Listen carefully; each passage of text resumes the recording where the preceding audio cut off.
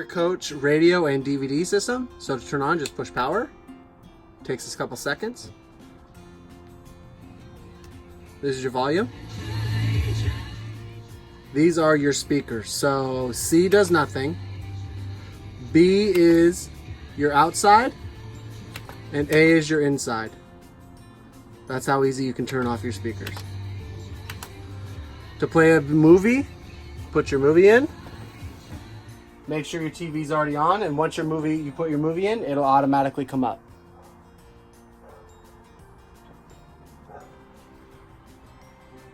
If you have a movie in right now and you want to go back to tuner, just push mode display until you see tuner.